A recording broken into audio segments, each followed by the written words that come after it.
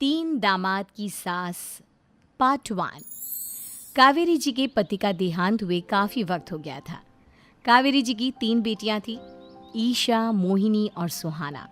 तीनों ही काफ़ी होशियार और नौकरी करने वाली थी।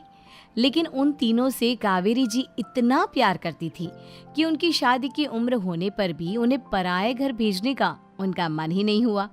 अरे तुम तीनों मेरे कलेजे का टुकड़ा हो।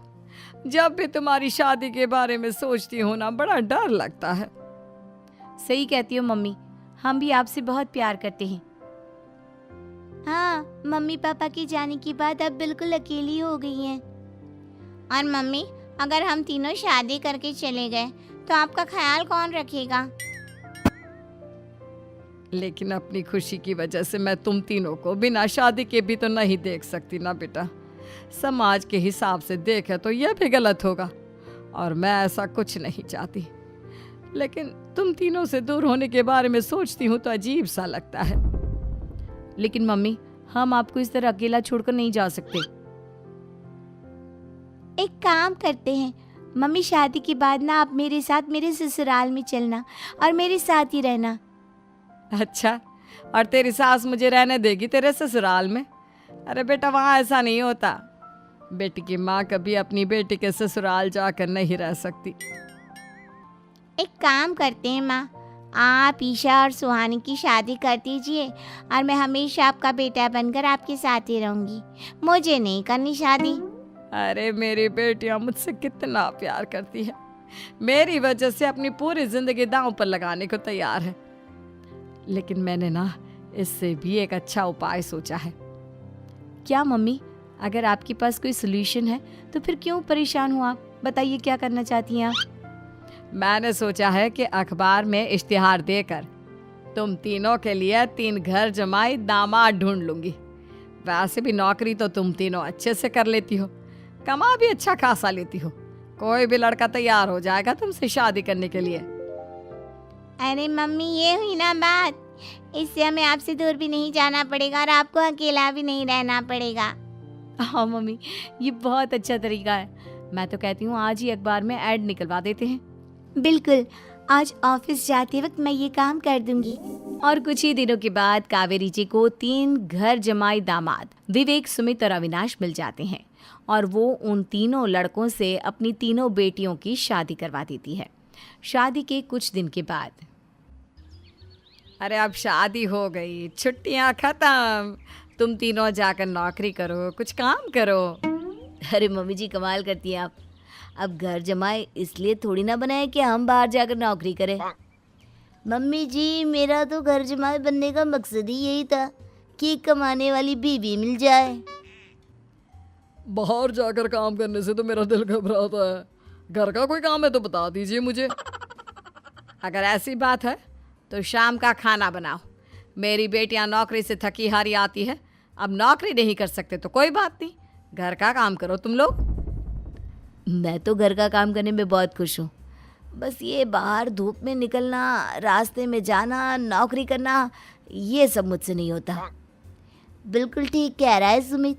अरे गर्मी में, बारिश में, सर्दी में घर से निकल कर जाना और उधर बॉस की चिक चिक सुनना, इससे बढ़िया तो यह है कि मैं घर में झाड़ू पोछा कर लूँ। ठीक है, फिर तुम झाड़ू पोछा करना।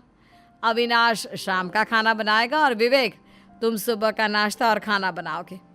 मेरे तीनों दामाद घर संभालेंगे और बेटियां नौकरी करेंगी। अगले दिन सुबह के वक्त, मम्मी मुझे ऑफिस के लिए देर हो रही है, नाश्ता चाहिए। अरे उस विवेक से कहा तो था कि सुबह का नाश्ता उसे उठकर बनाना है। अभी जाकर देखती हूँ क्या कर रहा है विवेक। अभी तक सोया हुआ है क्या? सुबह के 10 बज गए हैं। सोने दीजिए ना मम्मी जी, क्या हमेशा हिटलर की तरह हाथ में डंडा लेकर खड़ी रहती हैं। मैंने कहा सीधे उठकर खड़े हो जाओ और जाकर नाश्ता बनाओ। लेकिन मम्मी जी, बिस्तर में से निकलते ही कोई नाश्ता कैसे बनाएगा? 2 मिनट, वॉशरूम जाकर आता हूँ। बिल्कुल नहीं, सीधे रसोई में पहुंचो, मेरी बेटी को ऑफिस जाने में देर हो रही है। कुछ देर के बाद, हे भगवान, दोपहर के 12 बजे हैं लेकिन घर इतना गंदा पड़ा है। सुमित से कहा था मैंने समय पर झाड़ू पोछा कर देना। सुमित, कहाँ हो तुम? क्या हुआ मम्मी जी? सुबह की चाय तो पीने दीजिए। आप भी हद करती हैं, चिल्लाती ही रहती है। ये सुबह की चाय है या दोपहर की चाय? अगर तुम 12 बजे उठकर सुबह की चाय पियोगे तो क्या शाम का खाना रात के 3 बजे खाओगे? मम्मी जी चिल्लाइए मत, बताइए बात क्या है? अरे 12 बज चुके हैं, अभी तक झाड़ू पोछा नहीं हुआ। घर में देखो कितनी गंदगी है। अच्छा, तो आप इसलिए परेशान हैं। वो क्या है ना मम्मी जी, आज मेरे हाथ में दर्द हो रहा है। रात को उल्टी करवट से सो गया था, हाथ हिलाया भी नहीं जा रहा। कौन से हाथ में दर्द है दामाद जी? इस सीधे हाथ में मम्मी जी, हाथ हिल भी नहीं रहा है। विवेक, सुन लिया तुमने? सुमित के हाथ में इतना दर्द है कि बेचारे का हाथ भी नहीं हिल रहा। आज तो ये खाना भी नहीं खा पाएगा, तो एक जन का खाना कम ही बनाना। ठीक है मम्मी जी। अरे नहीं मम्मी जी, मेरे कहने का मतलब वो नहीं था। मेरा मतलब है खाना तो खाऊंगा ना। अरे लेकिन कैसे? हाथ तो हिल भी नहीं रहा है। अरे मम्मी जी, आपको ना किसी जेल में जेलर होना चाहिए था। बेकार में हमारी सास बनकर जिंदगी खराब कर रही हैं। अरे लगाता हूँ पोछा। एक बेचारा घर जमाई और कर भी क्या सकता है। शाम को जब ईशा, सुहाना और मोहिनी ऑफिस से लौट कर आती हैं। मम्मी, शाम के खाने में क्या बना है? अब ये तो तेरे पति को ही मालूम होगा ना बेटा, उसने ही खाने की जिम्मेदारी ली थी। लगता है मम्मी आपने ये घर जमाए वाला तरीका अपनाकर मुसीबत मोल ले ली है। आपके तीनों घर जमाए कितने आलसी हैं। मेरे वाले को देखो, दोपहर के 12 बजे सुबह की चाय पीता है और काम क्या करना चाहता था?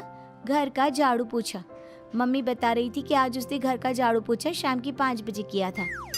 अब क्या बताऊं बेटा, सुबह से हाथ दर्द का बहाना करके बैठ गया था। कहता है हाथ में बहुत दर्द हो रहा है, हिला भी नहीं जा रहा। सब बहाने मम्मी।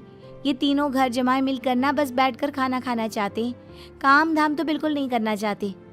अरे लेकिन ऐसे काम नहीं चलेगा ना, मुझे इन तीनों को सबक सिखाना ही पड़ेगा।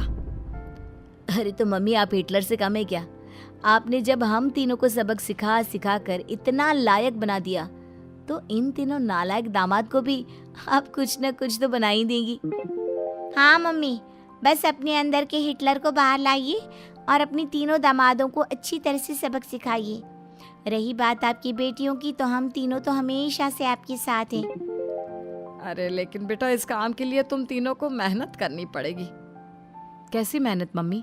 ऑफिस में तो वैसे ही बहुत मेहनत करते हैं हम तीनों।